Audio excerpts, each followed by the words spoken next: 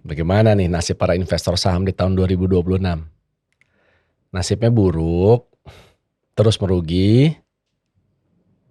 Coba kita bahas lebih dalam ya.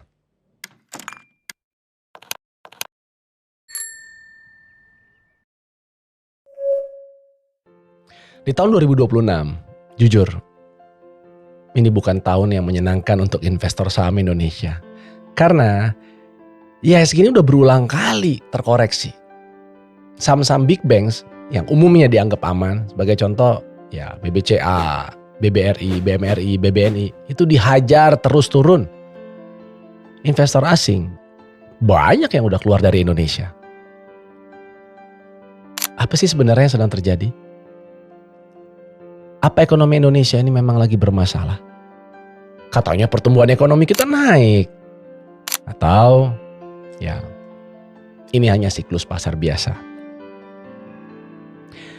Nah, bagaimana kita yang sudah telanjur berinvestasi saham? Apa yang harus dilakukan? Kita lihat ya, per Mei 2026 ini IHSG ada di kisaran 6.900 sampai 7.100-an. Padahal sebelumnya di Januari ini pernah menyentuh all time high di 9.100-an. Artinya hanya dalam beberapa bulan pasar saham Indonesia ini bisa rontok 20%-an loh. Di dunia investasi, penurunan sebesar itu bukan koreksi kecil. Itu aja udah membuat banyak investor takut. Yang bikin pasar itu semakin panik adalah yang turun ini bukan cuma saham-saham gorengan, tapi saham bank besar. Saham-saham yang selama itu dianggap sebagai fondasinya IHSG, Indeks Harga Saham Gabungan. Dari awal tahun ya, saya lihat nih ya, BBRI turunnya 11%, BBCA turunnya 23%, BMRI turunnya 9%, BBNI 11%. Padahal biasanya saham-saham seperti BCA, BRI itu adalah saham yang tinggal tidur aja lah. Nah, kalau saham big banks ini aja dihajar, ya pasar akhirnya kan bertanya-tanya, ada apa nih dengan Indonesia?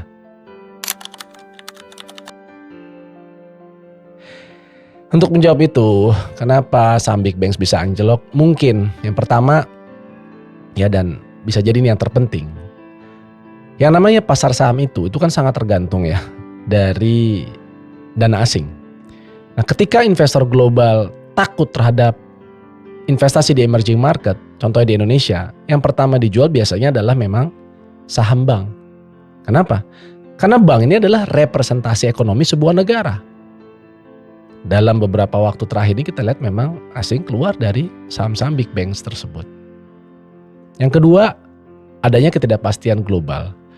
Perang Timur Tengah, konflik Amerika Serikat Iran, suku bunga Amerika Serikat yang tinggi, ancaman perlambatan ekonomi dunia, ya semua itu membuat investor global akhirnya lebih memilih untuk taruh uangnya di dolar Amerika Serikat, di obligasi Amerika Serikat, aset safe haven, ketimbang taruh di saham negara berkembang seperti di Indonesia.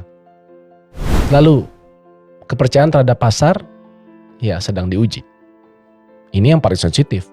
MSCI bahkan sempat meninjau ulang bagaimana status pasar Indonesia karena isu transparansi dan juga likuiditas pasar. Nah, ketika ada isu itu, investor akhirnya mulai berpikir, apa Indonesia ini memang masih menarik ya buat investasi jangka panjang?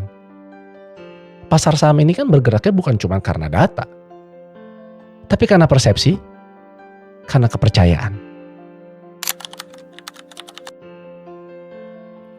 Lalu apa akibatnya kalau IHSG ini terus saja anjlok? Mungkin Anda berpikir, biarin aja, saya kan gak main saham. Padahal dampaknya bisa ke seluruh ekonomi. Yang pertama, kekayaan masyarakat menurun. Orang yang punya saham, reksadana, dana pensiun, asetnya ikut turun. Ketika aset udah turun, orang kan jadi takut belanja. Yang kedua, perusahaan kesulitan untuk cari dana. Pasar saham itu kan adalah tempatnya perusahaan untuk cari modal. Kalau pasar jelek, IPO juga sepi, investor takut masuk, ekspansi perusahaan jadi melambat, dan akhirnya ya ekonomi kita yang akhirnya juga ikut-ikutan melambat. Yang ketiga, kepercayaan terhadap ekonomi jadi terganggu. Karena pasar saham ini kan memang sering dianggap sebagai cerminan masa depan ekonomi. Jadi kalau pasarnya terus merah, orang mulai takut. Takut resesi, takut adanya badai PHK, takut krisis. Dan yang namanya ketakutan bisa jadi kenyataan.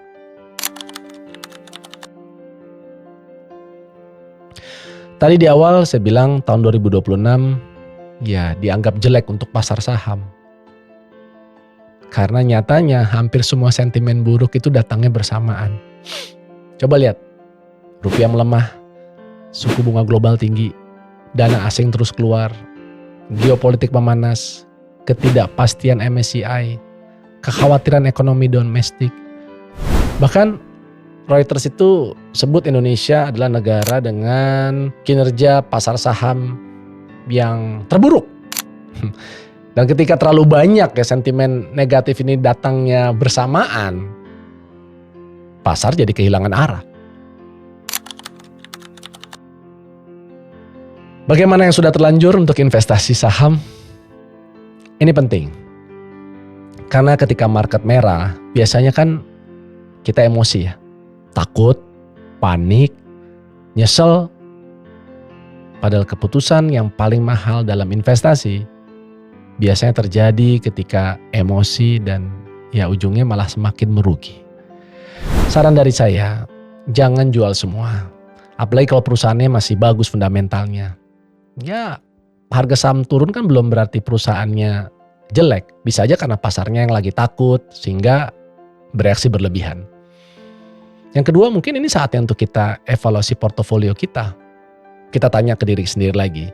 Ketika saya beli saham ini sebenarnya karena saya paham atau cuma sekedar ikut-ikutan? Ya kalau jawabnya hanya sekedar ikut-ikutan, mungkin ini saatnya kita harus evaluasi. Yang ketiga, fokus aja ke perusahaan yang kuat. Ya, karena perusahaan dengan cash flow yang sehat, utang yang rendah, bisnisnya kuat, biasanya yang akan lebih bertahan.